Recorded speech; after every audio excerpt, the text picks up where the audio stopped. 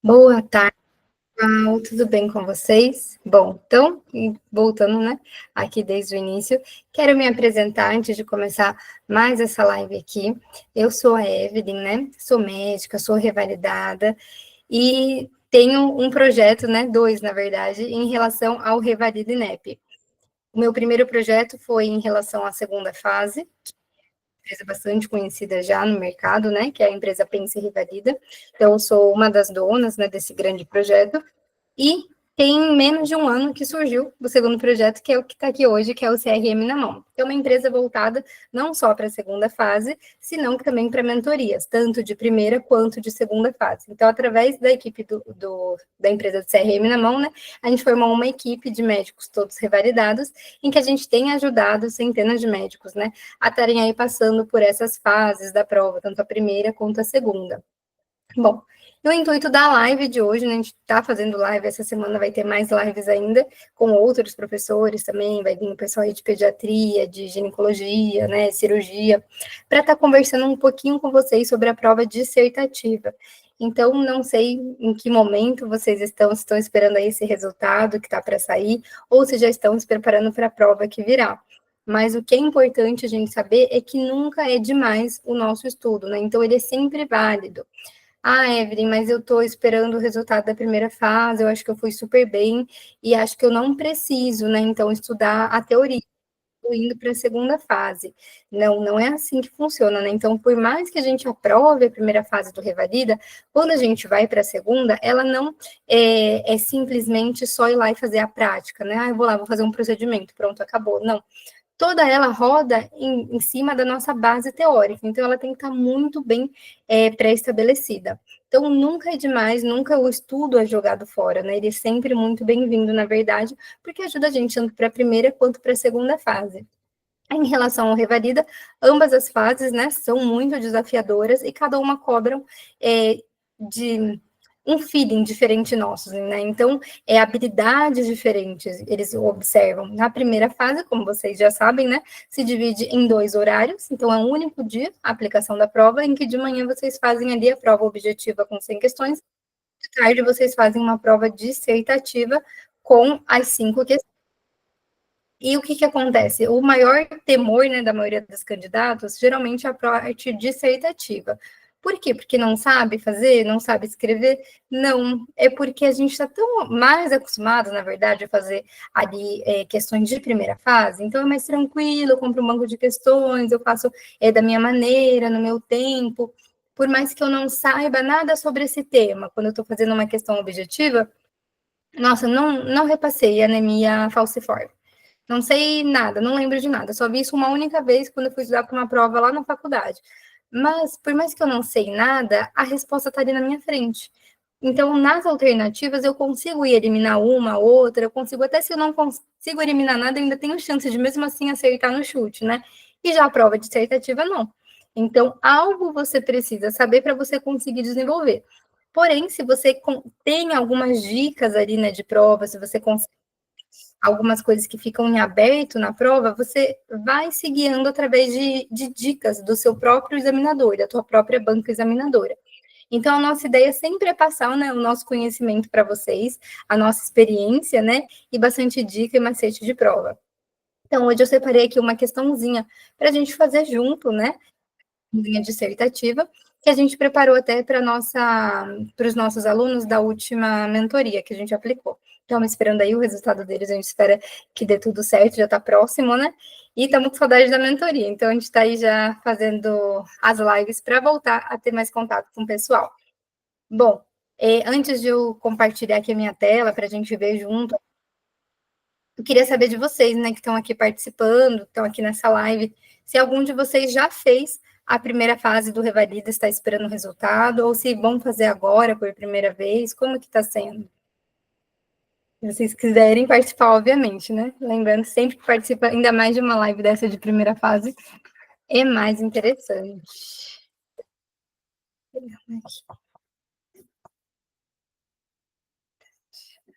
Aí, pessoal, já fiz, estou esperando o resultado. Tudo bom, Celina? Boa tarde. Bom, espero que dê tudo certo, Celina. Ali confiou também no nosso projeto, né? veio aqui participar da live. Estamos aqui na torcida, que dê tudo mais do que certo. Bom, vamos lá, então. A Andressa colocou, ainda não fiz. Bom, Andressa, espero que essa live você consiga tirar bastante dica importante, bastante coisa que te ajude, né? Que te oriente no momento que você for começar o seu estudo, caso você ainda não tenha começado, tá bom? Então, eu sou super fã de conteúdo gratuito. No meu momento de estudar para o Revalida, né? Eu não tinha recursos, então às vezes o pessoal conversa comigo, Evelyn, eu queria fazer o curso, eu queria não sei o que, mas eu tenho uma limitação financeira. Eu super entendo isso, não é merchan, nada disso. Realmente, né? Acho que só quem passou por essa fase de ser um médico revalidando que tem essa propriedade de fala para dizer. Eu, no caso, me formei na Argentina, né? E eu não tinha quem me ajudasse financeiramente. Então, como que eu fiz? Eu tinha que ficar trabalhando, ganhando em pesos argentinos, que naquela época estava bem desvalorizado. E qualquer curso, até naquele momento em que eu fui fazer, era assim extremamente caro mesmo. Então eu tinha que trabalhar muito para com aqueles meus pesos argentinos conseguir converter e comprar o curso. Só que aí entra o paradigma, né? Se eu estava trabalhando muito para pagar o curso, eu não estava estudando, não estava aproveitando o curso que eu consegui o dinheiro para fazer. Então, realmente é muito desafiador, é muito difícil essa parte. Mas vocês vão dar mais do que conta, tenho certeza, gente. Não é impossível. O Revalida pode ser difícil, pode ser assustador, mas ele não é impossível. E eu tô aqui, tem centenas de médicos aprovados, revalidados, para poderem falar isso para vocês também. É um caminho possível. Bom, eu vou começar a compartilhar minha tela. Desculpem, eu falo muito, eu vou em ambos temas de revalidação, então acaba que eu vou indo nos pensamentos. Então, me parem se eu for muito longe. Bom, vou começar a compartilhar minha tela e vou mostrar para vocês, então, essa questãozinha que a gente criou. Celina, não lembro se chegou a fazer, depois a gente acabou não corrigindo essa, que essa, na verdade, esse tema que eu separei, ele não foi uma escolha nossa, não foi uma aposta nossa, foi um dos nossos alunos da mentoria que ele me pediu para fazer essa questão. Ele falou, Evelyn, eu estou com um pressentimento que vai cair esse tema. Ainda fiquei meio assim, eu falei, eu acho que não. Ele falou, não, faz para mim essa questão. E a gente tem muito isso na nossa mentoria, né? De ouvir o aluno, de, assim, escutar os anseios de vocês, os receios, porque é muito importante, né? Não dá para, não, só falo o que eu estou falando e pronto, vai. Não, vocês têm que expressar o que vocês sentem e tem que ter alguém ali para escutar também, faz toda a diferença. Mas, sem mais delongas, bora lá. Bom, então foi uma questãozinha aqui extra, né? Até porque foi uma questão. Deixa eu só ver que abriu o chat. Parabéns, doutora. Bem família de método de ensinar nós revalidando. Obrigada, doutor Eduardo. Doutor Eduardo também aí do ramo da revalidação, né? Uma honra tê-lo aqui. Vamos lá, então. A pergunta é a seguinte, então. Vou fazer a leitura com vocês. Façam aí também na casa de vocês. E o ideal, gente, para lives assim dissertativas, é que vocês vão escrevendo. Então, não se limitem em somente, vou responder mentalmente. Não, mentalmente eu consigo fazer. Não, tentem vocês pegarem sempre uma folha, um papel e ir escrevendo. Tendo esse hábito da escrita, ainda mais se alguém que está aqui participando é estrangeiro. Por quê? Porque realmente atrapalha esse pensamento nosso em espanhol ou em outro idioma que você se formou e depois você traduzir esse pensamento seu. Então, realmente é desafiador. E mesmo se você é brasileiro, mas você não sou estrangeiro, sou brasileiro. Então, isso pode jogar contra você. Jogou contra mim. Quando eu fiz a primeira fase, eu perdi, acho que foi 4 pontos que caiu anemia por deficiência de ferro, e eu escrevi anemia ferropênica, eu escrevi anemia ferropriva, e aqui no Brasil não aceitaram, então eu perdi os pontos. Então, prestem bastante atenção nisso. Vamos lá, então. Ao realizar atendimento médico em um distrito sanitário especial indígena, você recebe uma criança de 4 anos com 13 quilos, trazida pela mãe. O intérprete diz que a motivação da consulta é que a mãe percebeu que seu filho tem menor estatura que as demais crianças da comunidade, além de um aspecto de pele com destaque. Durante o atendimento, você descobre que a mãe e o filho recentemente começaram a ter acesso à atenção médica, pois antes estavam em uma zona de difícil acesso, com uma má alimentação baseada em frutas e verduras. Ao exame físico, se constatam os seguintes sinais: magreza extrema, pele e cabelos secos, palidez cutânea, apatia, face de lua e edema abdominal. Então, antes de eu seguir, de eu partir para a próxima, o que vocês têm que fazer? Começando aqui já com dicas importantes de prova. Então, peguei lá minha prova, já estou no período da tarde e tal. Coisa essencial e coisa que vocês podem ter lá no dia é a caneta de vocês de material transparente. Isso é permitido entrar.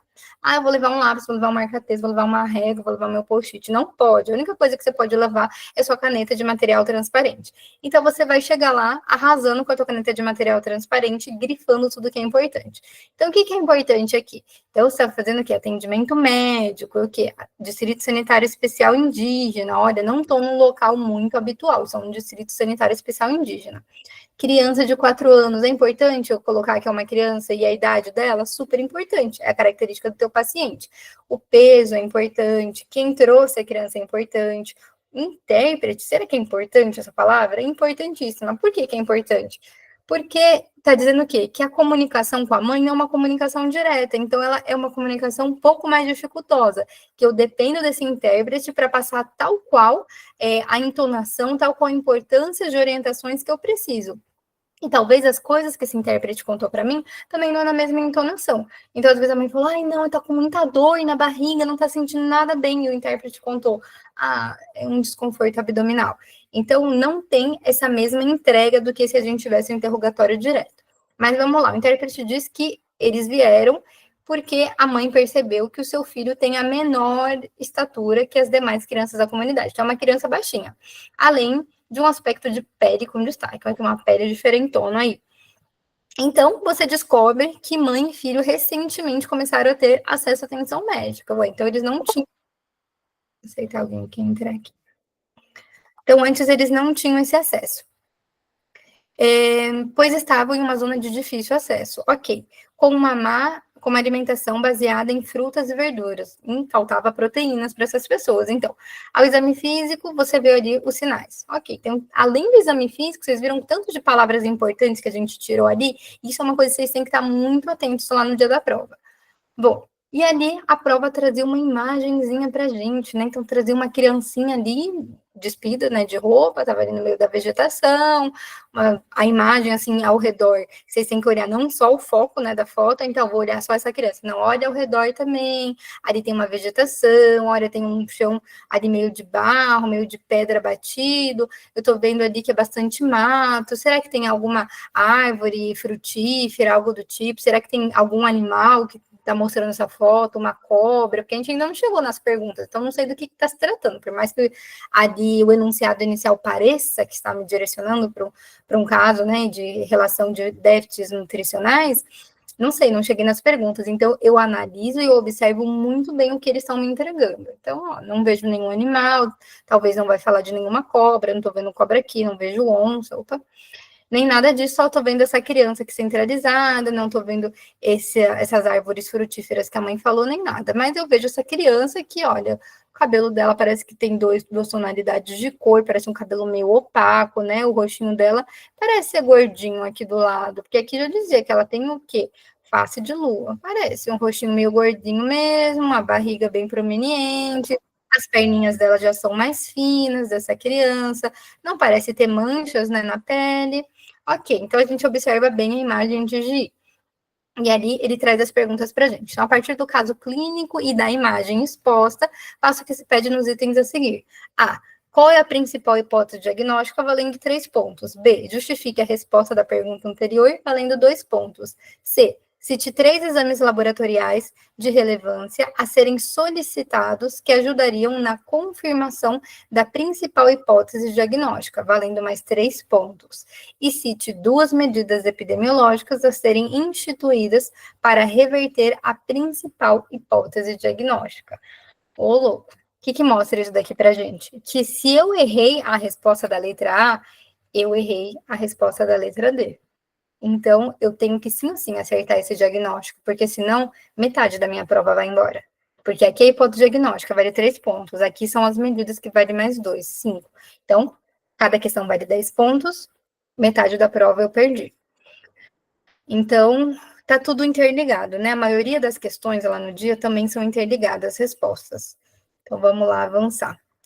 aqui é o que eu falei para vocês, né? Então, antes de eu responder a prova, antes de eu fazer qualquer coisa, eu pego a minha canetinha de material transparente e vou grifando palavras-chave. Para que serve aquela grifação toda?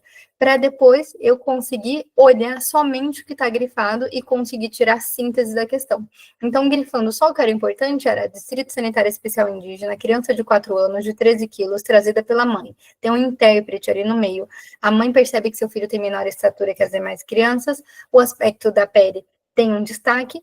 Recentemente, começaram a ter acesso à atenção médica, zona de difícil acesso, magreza extrema, pele e cabelo seco, palidez cutânea, apatia, face de lua, edema abdominal.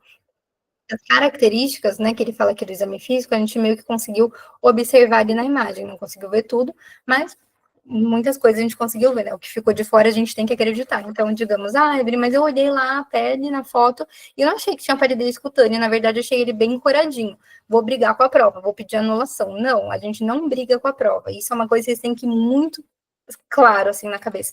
Eu não vou brigar com a minha prova. Se meu examinador diz que é tal coisa, eu posso até discordar, mas no dia eu vou dançar a música tal qual ele colocou para tocar. Depois, no recurso geral, a gente briga, a gente vai e fala alguma coisa, tendo em conta que a maioria das vezes esses recursos gerais, por mais que a gente venha ali com a referência bibliográfica, às vezes, infelizmente, o Revalidep não aceita, tá bom? Mas vamos lá, então. Espera, o que eu fiz? Aqui.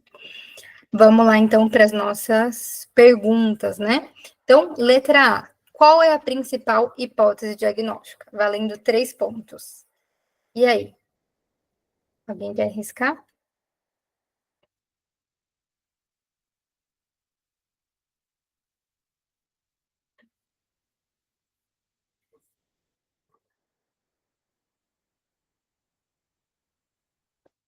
Marasmo.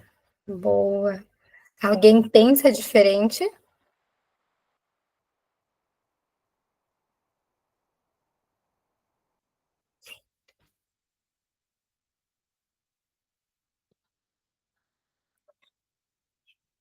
Todo mundo acredita que seja marasmo?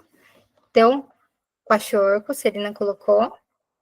Marasmo, Kwashiorkor. Então, aqui que a gente tem aqui 2 casos de quê? De desnutrição grave. Kwashiorkor também. Então, a gente está pensando ainda que é um caso de desnutrição grave. Alguém acha que não é desnutrição grave? Alguém acha que pode ser um outro diagnóstico? Desnutrição proteica?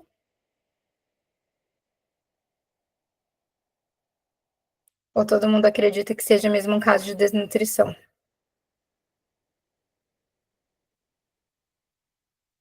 Bom, vamos lá, então, ver o que a gente considerou. Deixa eu só aceitar, a gente está pedindo para entrar. O que, no PEP, ó. O que a gente considerou no nosso gabarito aqui do CRM na mão? Então, a gente considerou respostas possíveis, desnutrição grave ou o Kwashiorkor. Bom, por quê? Por que a gente não colocou como marasmo, né? Por que a gente colocou o Kwashiorkor? É a resposta justamente da próxima pergunta. Então, justifique a resposta da pergunta anterior. Tá aqui como Lua. Lua, por que você acha que é marasmo? E Celina ou Andressa, por que vocês acham que é Kwashiorkor? Teve alguma informação do enunciado que fez vocês pensarem nisso? Eu vou até voltar lá no enunciado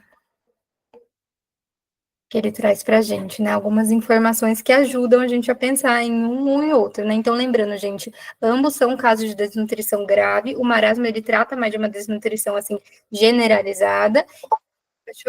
Ele tem mais relação a um déficit proteico mesmo. Então, algumas características também da clínica justificam também. Mas aqui tem uma informação importante no nosso enunciado. Ele diz o quê? Durante o atendimento, você descobre que mãe e filho recentemente começaram a ter acesso à atenção médica, pois antes estavam em uma zona de difícil acesso, com uma alimentação baseada em frutas e verduras. Então, realmente não tem menção aqui nesse enunciado sobre que essa alimentação deles tinha alguma coisa de proteínas. Então, era frutas, verduras, então, basicamente, da agricultura eles estavam vivendo. Capaz que sim, eles tinham acesso a alguma proteína, mas não era a base da alimentação deles. Então, muito provavelmente, essa criança, sim, vai ter um déficit proteico alto. Então, não é que ele não comia nada. Então, desnutrição grave, generalizada, não tem nada. Não, ele tinha, acesso a alguns alimentos e o que mais faltava eram as proteínas, tá bom? Então, vamos lá. Desnutrição grave quaxiôrica, justifique, valia mais 2 pontos. O paciente apresenta deficiência predominantemente proteica de duração, além dos seguintes dados encontrados no exame físico. Encontrados no exame físico: magreza extrema, pele e cabelos secos, palidez cutânea, apatia, face de lua e edema abdominal, que a clínica também é característica, mas de uma desnutrição proteica do que de uma desnutrição geral, tá bom? Vamos lá para a letra C, então. Cite 3 exames laboratoriais de relevância a serem solicitados, que ajudariam na confirmação da principal hipótese diagnóstica, valendo 3 pontos. Então, neste momento aqui da questão, eu já sei o quê? Que eu já sei qual é a minha principal hipótese diagnóstica, então, perceba lá, é aquela cascata, eu errei esse, eu errei outro, eu sigo errando. Então, a minha principal hipótese diagnóstica nesse momento, a gente já foi conversando, seria o kwashiorkor. Então, seria uma desnutrição grave, por déficit principalmente proteico, por base do que o enunciado traz para mim. Tá. E tendo com base que o principal provável diagnóstico esse, pode ser outro, mas o principal é esse, que exames seriam de relevância? Então, aqui ele pede cite 3. Muita atenção nisso, a gente já vai dar uma dica importante de prova sobre isso. Mas o que vocês responderiam, valendo 3 pontos, se hoje fosse o dia da prova de vocês?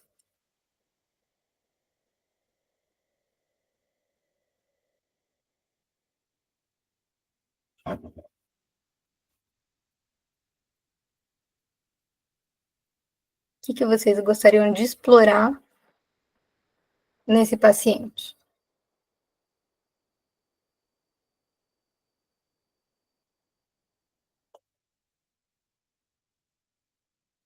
Agora. Celina, agora que eu vi, Andressa, você tinha colocado seguindo a bandeira, sítio, abdômen globoso, perfeito. Celina, abdômen protuberante, zonas de declive, muito bom. Aí a Andressa colocou aqui no chat que ela gostaria de pedir albúmina, proteína, eletrólitos, hemograma, muito bom. Celina colocou hematócrito, hemoglobina, eletrólitos, muito bom. Então, eu tô procurando o quê? Outros déficits, né, que essa criança pode ter. Eu quero ver como que tá a proteína que tá dando em volta dela, porque essa é a minha principal suspeita diagnóstica. Mais algum exame que vocês consideram de relevância?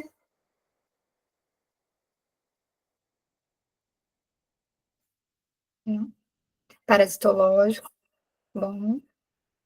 Pensando ali, uma criança que está exposta ali. Bom, então vamos lá. Antes fazia o barulhinho da notificação no Meet, não tá fazendo, por isso que eu não tava vendo as mensagens de vocês, mas eu vou ficar abrindo mais aqui. Mas vamos lá. Bom, então, 3 exames laboratoriais de relevância serem solicitados que ajudariam na confirmação. Lembrando, gente, se ele diz, né, cite 3, mas ele não aclara, a banca examinadora não coloca para vocês, só serão aceitos 3 primeiros, eu devo, não que eu posso, eu devo escrever mais do que 3. Ah, Evelyn, mas ele só pediu 3, mas ele não disse que só vai aceitar os 3 primeiros. Se ele colocou cite 3, eu vou pensar, eu vou citar 9, eu vou citar 12 exames. Ah, ele disse que só vai aceitar os 3 primeiros. Eu vou escrever ainda 9, eu vou escrever 12. Mas o que eu vou fazer? Eu vou colocar em primeiro lugar, e estando escrito ou não estando escrito, isso na verdade, que só vai aceitar os 3 primeiros, que eu só vou colocar os 3 primeiros, né, que eu vou colocar, são os que eu tenho certeza. Ah, eu não tenho certeza de nenhum, na verdade. Eu tô nervoso, não tenho certeza. Bom, ali o seu palpite. O que você acha que vai ter mais relevância em relação a esse diagnóstico? Aí você joga com esses 3 primeiros. Na quarta, na quinta, na sexta linha, você coloca os outros que você está mais em dúvida. Ah, mas por que se você está dizendo que na questão ele colocou, cite 3, só vão ser aceitos os 3 primeiros? Por que eu vou escrever 6? Por que eu vou escrever 9? Não tem nenhum sentido, a banca já disse que não vai aceitar. Sim, a banca já disse que não vai aceitar. O que acontece é que, às vezes, no recurso, ainda assim a gente consegue puxar esses pontos. Então, existe, por mais que seja raro acreditar, existe examinador bonzinho. E edição pós-edição, fazendo o recurso, a gente consegue perceber isso. Então, às vezes, chega uma questão para a gente na mão, que a gente vai fazer o recurso quando vê lá nem precisa, porque o aluno fez isso já e o examinador considerou, aceitou. Ah, é certeza que isso vai acontecer? Não. Por isso que a gente sempre tem que priorizar. Então, tá dizendo, cite os 3 exames laboratoriais de relevância, não tem problema você escrever 9. Não está escrito lá. Caso você escreva 9, a questão será anulada. Não está escrito isso. apareça alguma informação como essa, obviamente, né, gente? Então, vocês aí não, é só você escrever três. Mas se não tá, se tá deixando aberto, assim, você pode sim colocar que às vezes, por mais que o que eu coloquei que varia ponto, era o quarto item lá. Às vezes o examinador acaba considerando. Então a gente já, né, alguém contou, não, a gente já viu isso aí nessa parte de elaboração de recursos, tá bem? Então vamos lá ver o que varia ponto aqui. Então, na nossa prova, era aceito o quê? Hemograma completo, dosagem de albúmina sérica, então, hemograma completo, dosagem de albúmina sérica, dosagem de eletrólitos séricos, dosagem de glicose sanguínea, urocultura, tira reagente para exame de urina e radiografia torácica. O que eu quero chamar a atenção de vocês aqui, ó? Firme comigo. Respostas o mais completa possível. Tá vendo que não é só albúmina, albúmina sérica. Então, eu quero ver o quê? A albúmina, gente, no sangue. Não tô vendo albúmina, sei lá, quero ver proteína na urina. Não, é albúmina sérica, eletrólitos séricos, glicose sanguínea. Então, eu quero ver glicose capilar. Não, eu quero ver glicose sanguínea mesmo. O que está dando volta? Urocultura, tira reagente para exame de urina, radiografia o quê? Torácica. Então, sejam o mais claros possíveis sempre, tá bom? O mais completos possíveis, porque isso faz bastante diferença. Às vezes a resposta incompleta pode até gerar uma pontuaçãozinha para vocês, mas vai ser uma pontuação parcial, que até nessa última prova foi muita sacanagem, né? Tiraram bastante os parciais, mas tentem sempre a resposta o mais completa possível. Eu quero esse exame, é sérico, é sanguíneo, ou é analítico? Inclusive, a segunda fase do Revalida também tem essa característica, né? Então, quando a gente pede, até domingo eu fiz um checklist numa live também, que eu vim tratando sobre isso. Então, na segunda fase também, eu quero pedir um beta-HCG. Se você não fala que esse beta-HCG é sérico ou de urina, você pode deixar de ganhar pontos. Eu, quando passei pela segunda fase, perdi um ponto assim também. Então, só falei que queria beta-HCG, não falei de por onde era. Então, aqui a gente trouxe mais um exemplinho, né? Então, coloquem sempre o mais completo possível, beleza? As meninas arrasaram, estavam com um ótimo direcionamento aí, as que opinaram com a gente aí no chat. Bom, letra D e a última letra aqui do nosso casinho clínico. Cite 4 medidas epidemiológicas, né, a serem instituídas para reverter a principal hipótese diagnóstica, valendo 2 pontos. Então, o que eu posso fazer, né, pensando assim, em dados epidemiológicos, o que a gente pode instituir aqui nessa comunidade, nessa família, nessa criança, para reverter a principal hipótese diagnóstica? Então, estou dizendo que tem como mudar isso. E aí? O que vocês colocariam, valendo 2 pontos, se hoje fosse o dia da prova de vocês?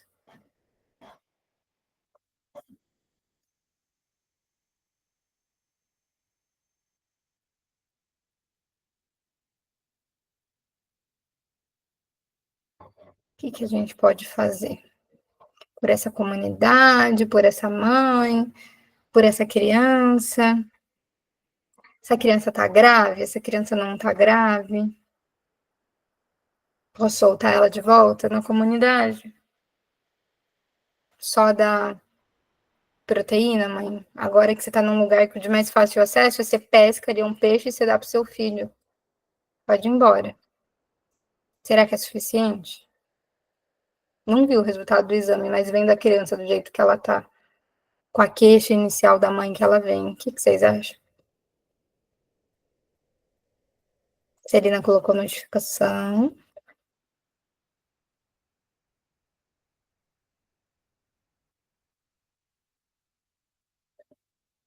E aí?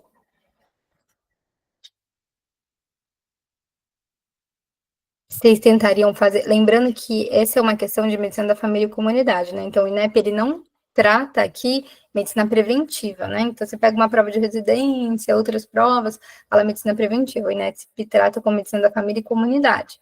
Isso quer dizer o quê? Que ele vai atuar. Que o INEP, ele quer saber o quê?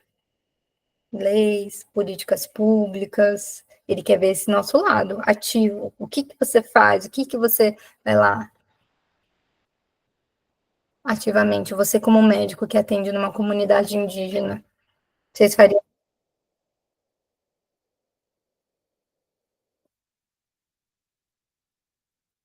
nada? Só seguir a vida? Doutora, boa Pode. tarde. Boa tarde, Celine. Talvez seria fazer um plano de atuação com os enfermeiros, de fazer visitas domiciliares, fazer um segmento dos pacientes. Muito bom.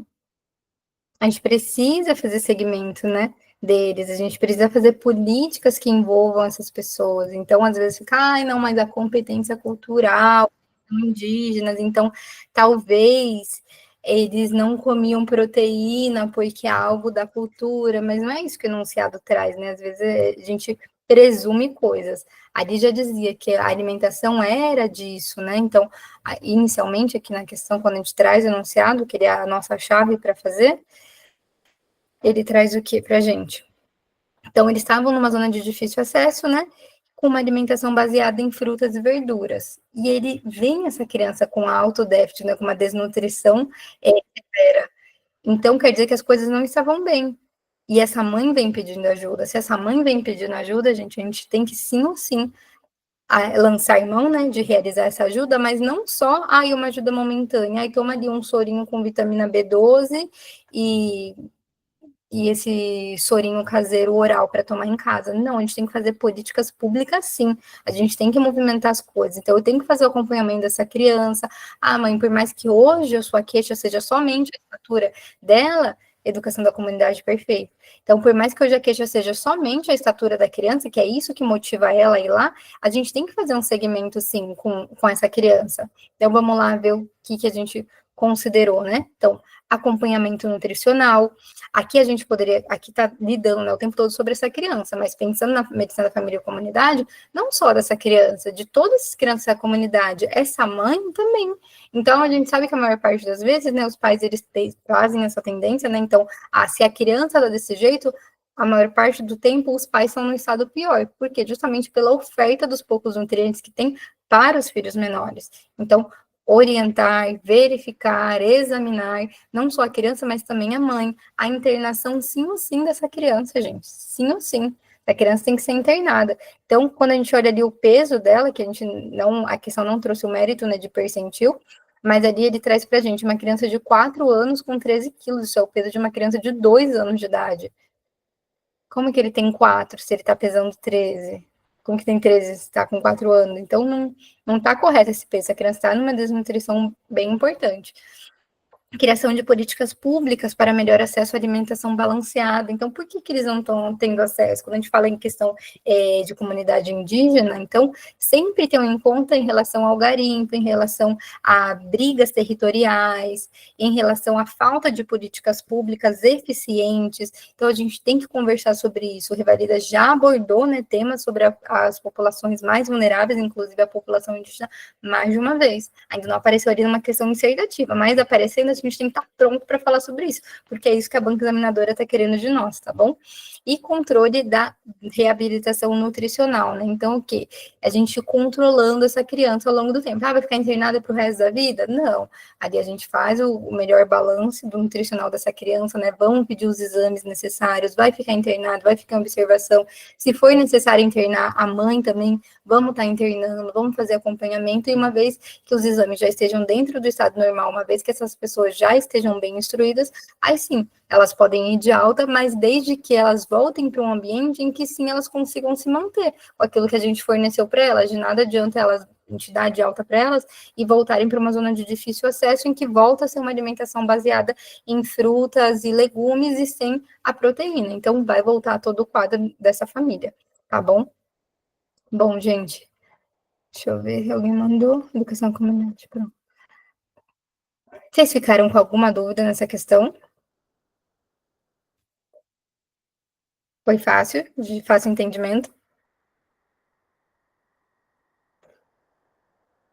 Sim, não sei. Vocês são muito quietinhos, né? Fica difícil de saber. A Lua colocou um joinha. Perfeito. Gente, vamos fazer mais uma, então, aqui. Mais uma perguntinha. Deixa eu só abrir aqui a questão.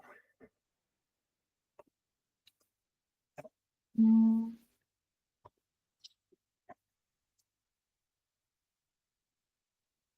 Fazer mais uma de medicina da família e comunidade, tá bom?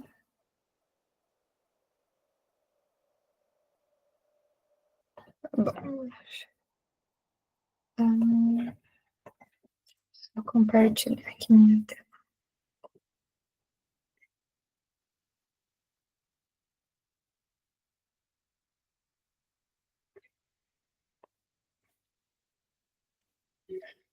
Bom,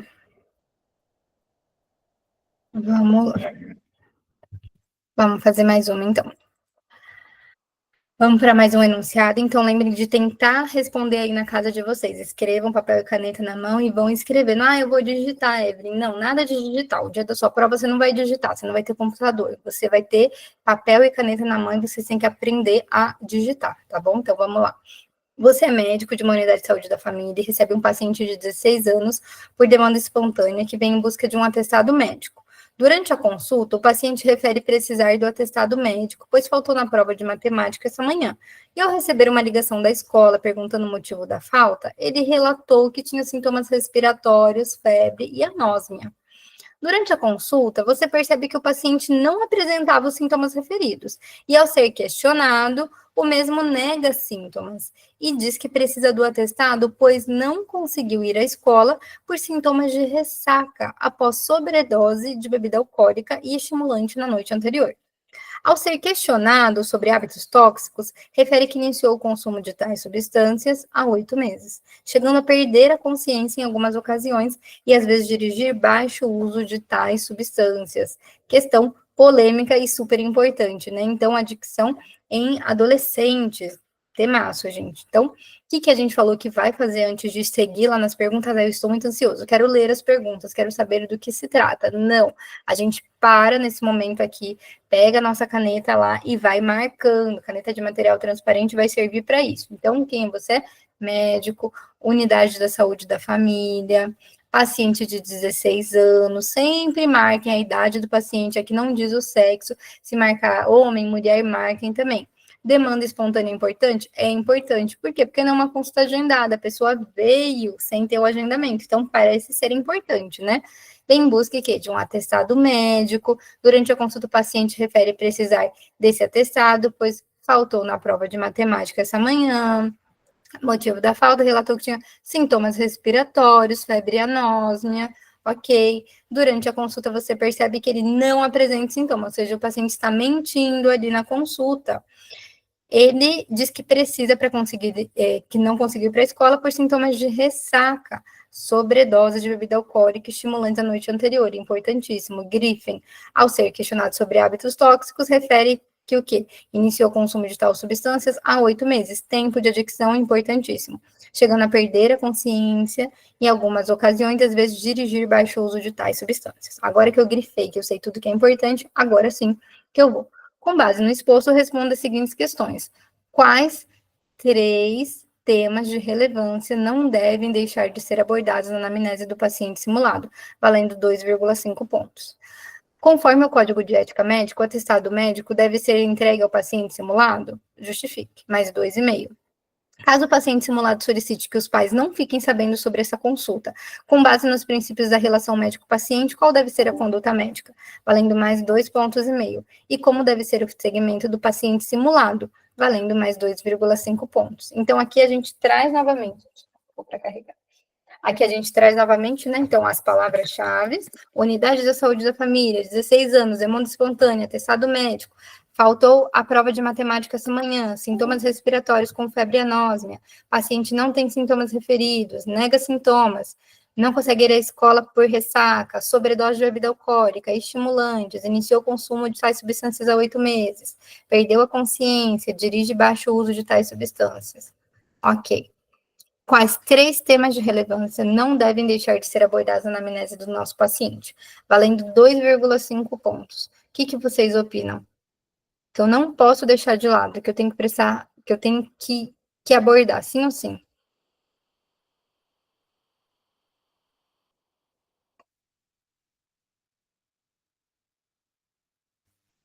Doutora, pode ser o tema familiar, se tá tudo bem em casa, assim, por que que ele não tá acompanhando, e a frequência do a causa do consumo das substâncias tóxicas, né? Muito bom. Então, você estaria buscando um motivo, né? Então, por que que está acontecendo alguma briga? O que está acontecendo na sua estrutura, né, familiar? Que sim, a gente não pode deixar de buscar. Então, mais uma vez, eles pedem 3 temas de relevância. Eu posso responder 4? Eu posso responder 8? Pode. Está dizendo aqui que só vão ser os 3 primeiros que vão ser aceitos? Não. Ah, então eu vou responder tudo fora de ordem. Estando escrito que só são os 3 primeiros que são aceitos ou não estando escritos, você vai priorizar os que você considera que tem maior chance de acerto. E aí depois você pode sim ir explorando, né?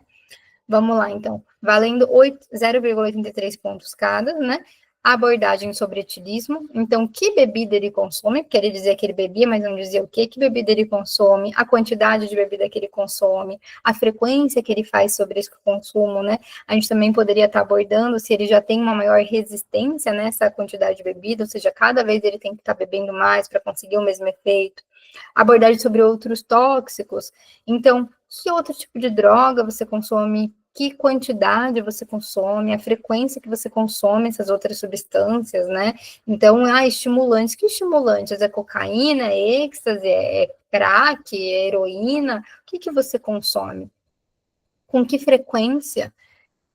O que é? Da onde vem o dinheiro para consumir essas coisas, né?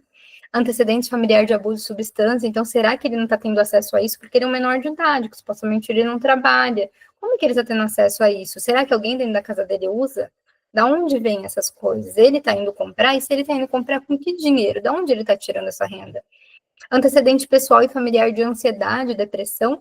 Então, será que ele está passando por esse conflito, né? Se ele não trouxe para a gente esse conflito familiar, está tendo alguma briga, você é muito choroso, o que está acontecendo? Teve algum gatilho? Perda de emprego do pai, divórcio dos pais, falecimento de um ente querido, terminar um relacionamento? Relações conflituosas no ambiente familiar, escolar e social, questão de bullying, né? Ali a gente tem tanto na escola como no meio, e em relação à família também, sensação de isolamento, sensação de negligência. Abordagem sobre vida sexual. Tem vida sexual ativa, número de parceiros, uso de preservativos. Às vezes o bullying também vem dessa parte, né? Então ali a gente tem um jovem, na verdade, tem 16 anos, e ali pode ser também um motivo, às vezes, de chacota, e não, porque, não sei, é o único que ainda não perdeu a virgindade, é porque tem vergonha do próprio corpo, não quer se expor, aí alguém descobre, pronto, vira motivo de chacota, isso faz a pessoa ter uma válvula de escape. Então, pode vir de vários locais, né, essa adicção. E conforme o Código de Ética Médica, o atestado médico deve ser entregue a este paciente? Justifique, valendo 2,5 pontos. Vocês acham que a gente tem que dar um atestado para esse nosso paciente?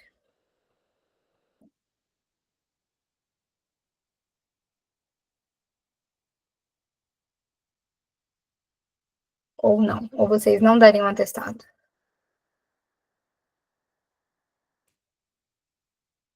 Nem sonhando. Tá certo. E por que você não daria, Celina?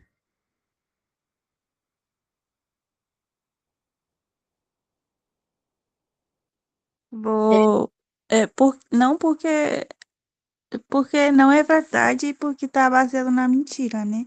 Poderia talvez justificar o tema de depressão, ansiedade, mas ele está saltando todas as leis de consumo de bebidas alcoólicas, sendo ainda menor de idade e tudo isso. Ainda que é mentira, né, que ele estava doente, mas ele foi honesto em falar que está tendo problemas, né?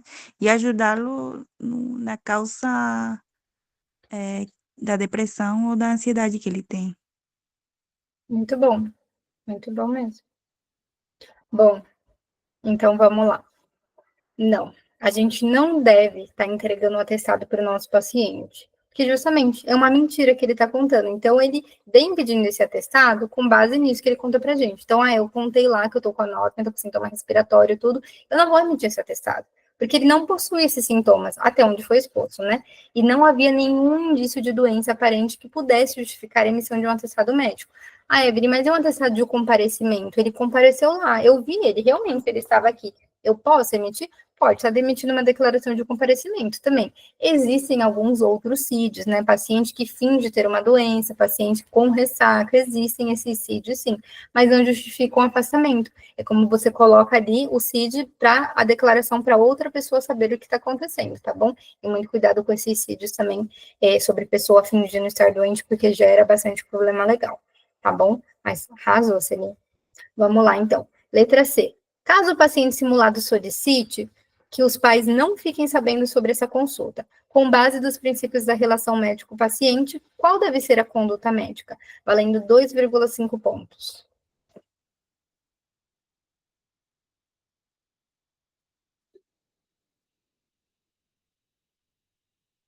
Eu posso quebrar o sigilo médico? Eu não posso quebrar o sigilo médico? O que eu tenho que fazer?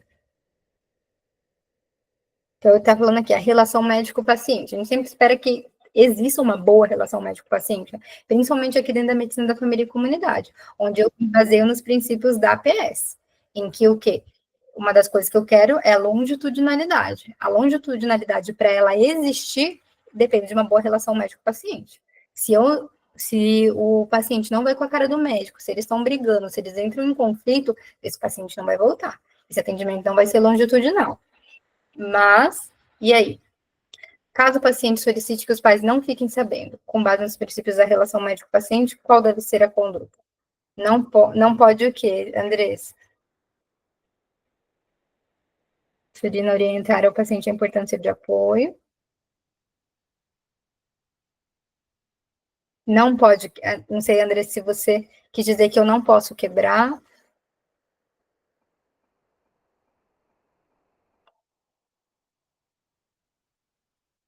E aí, quebra ou não quebra o sigilo?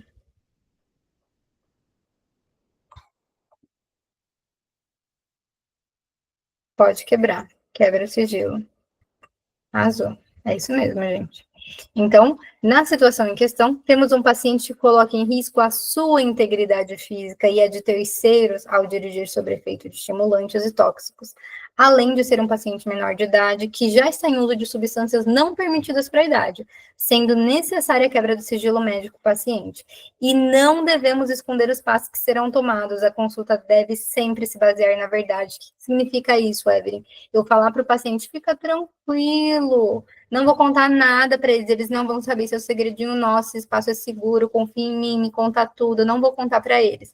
Quando o paciente vira as costas, a gente vai lá, pega o telefone e liga para o telefone cadastrado na unidade básica. Eu não posso fazer isso, é uma consulta baseada na verdade. Eu tenho que falar, olha, fulano, a gente vai ter que sim contar para os seus pais, eu não posso encobrir isso e eu vou ter que ter uma conversa com eles, porque você está colocando em risco não só a sua vida, mas a de terceiros. Evelyn, se ele colocasse em risco só a própria vida dele, eu podia manter, então? Não, não podia. Você ia ter que quebrar de qualquer forma, porque a vida dessa pessoa estava em risco.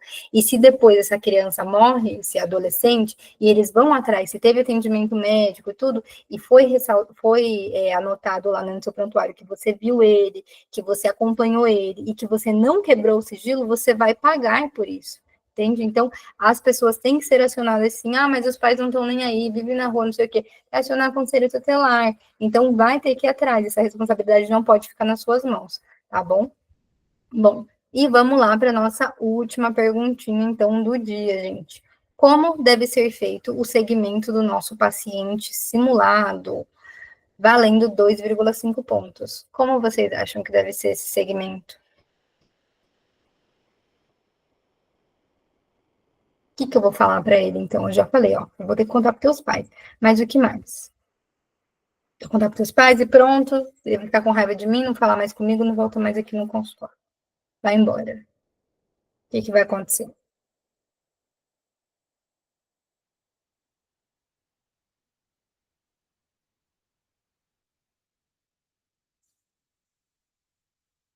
Equipe é multi, tá bom. Ele precisa de uma junta médica, ele precisa de uma equipe multidisciplinar, esse adolescente. Que mais? É só a equipe multi? Eu vou estar do lado dele? Eu vou acompanhar ele?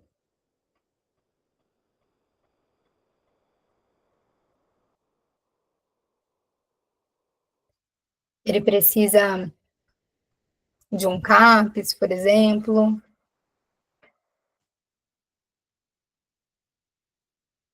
Ele precisa de uma válvula de escape, como seria o telar, Gislaine trouxe, da gente ativar ele. O conselho, ele precisa se avisar. Tá perfeito. A gente avisa os pais e avisa o conselho também. Bom, vamos lá, então. Primeiramente, o que a gente faz é de conversar. Então, a gente dá o segmento que a gente estava já na pergunta anterior. Então, a gente conversa abertamente com o nosso paciente e expõe, desde a nossa perspectiva médica, os riscos que isso traz para a saúde e bem-estar, sempre nos importando se ele consegue ter compreensão daquilo que está sendo passado. Então, às vezes a gente fala, e ele tá dando risada, ele não tá nem aí, ele só quer esse atestado, deixa eu ir embora, deixa eu usar minha droga. Então a gente passa, expõe abertamente, numa linguagem de fácil compreensão e busca saber se essa pessoa tá tendo entendimento do que eu tô falando. Também a gente informa ele sobre os direitos dele que ele tem ali. Então, a EMUT foi levantada aqui. O que ele vai encontrar na EMUT? Psicologia, psiquiatra, mas mais que isso, vai ser o quê? Uma decisão ombro a ombro. E a gente também pode estar convidando ele para participar do CAPS. A gente lembrando que a EMUT tem mais do que isso, né? Do que psicologia, psiquiatria, também tem assistente social, tem serviço de nutricionista, tem treinador físico. É uma equipe multidisciplinar mesmo. Então, todos ali os profissionais daquela unidade de saúde se juntam para estar ajudando, tá bom? Mas o que é importante que a gente colocou? Essa decisão é o quê? Ombro a ombro. O que quer dizer isso? O que essa terminologia traz para a gente? Que eu não estou aqui acima dele, né? Então não é ombro, cabeça, né? Então eu estou dando a ordem. É ombro a ombro, quer dizer o quê? Que a gente está na mesma altura, na mesma decisão. Então, se eu falo para ele, olha, você vai ir hoje para o CAPS, porque você é um drogadito, você é viciado, você vai e acabou. Não funciona assim. A gente vai trazer para ele, né, a nossa perspectiva médica, o que a gente considera que é o ideal, e a gente pergunta para ele, o que você está disposto a fazer por você? Eu estou disposta a estar aqui, a conversar com você, a ativar a equipe, a trazer profissionais, a encontrar uma solução, a conversar com seus pais, a te ajudar, talvez procurando até um professor de reforço para a escola. A gente quer realmente que dê certo, a gente quer fazer acontecer, mas o que você está disposto? Doutora, eu estou disposto a conversar com a psicóloga, mas psiquiatra eu não quero, que eu não quero tomar remédio, e esse CAPS eu também não quero ir. Tá bom, primeiro passo. Então, a gente vai indo ombro a ombro, vai conversando, vai falando sobre a importância de uma das coisas que a gente tem, e vai indo no tempo do paciente. Ah, então eu vou aceitando tudo? Não, não é aceitando, mas conseguindo entender ele e ele conseguindo entender a gente. Então, passo a passo, a gente vai evoluindo no tratamento dele, tá bom? Incentivar a prática de atividade física, dieta balanceada, e atividades que também tragam prazer, porém de uma forma não lesiva. Então, a maior parte desses adolescentes, eles estão buscando o quê? A busca do prazer. Então, querem isso, querem encontrar essa atividade prazerosa, que tirem eles dessa monotonia, dessa mesmice, mas ele pode encontrar isso fora das drogas também, fora dessa adicção alcoólica descontrolada, fora essas atividades de risco, como sair por aí dirigindo sob efeito de substâncias, tá bem? Gente, essa foi a última, né, questãozinha aí, a letra D, e a gente encerrou mais uma questãozinha discursiva, dissertativa. Não sei se vocês ficaram com alguma dúvida sobre.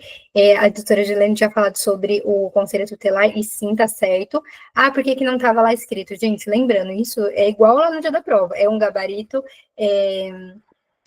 preliminar, né? Então, o que a gente fala? Tudo, até quando a gente faz os mentores questões, depois elas podem se melhorar. Então, no primeiro momento, é igual quando o examinador está fazendo a questão. Ele fala, não, tá super completo, eu acho que é isso, tá ótimo. Depois você vem e discute a questão, você fala, nossa, realmente, dá pra gente abordar isso, dá pra abordar aquilo. É a mesma coisa que funciona em relação ao recurso geral, né, da prova.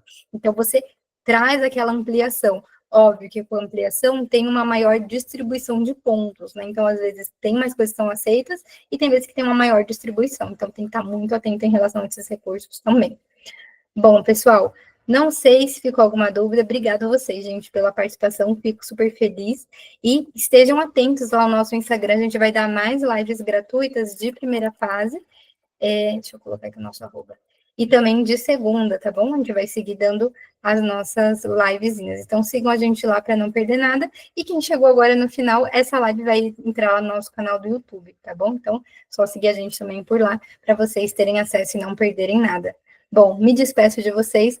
Um abraço e até a próxima live, então. A gente se vê.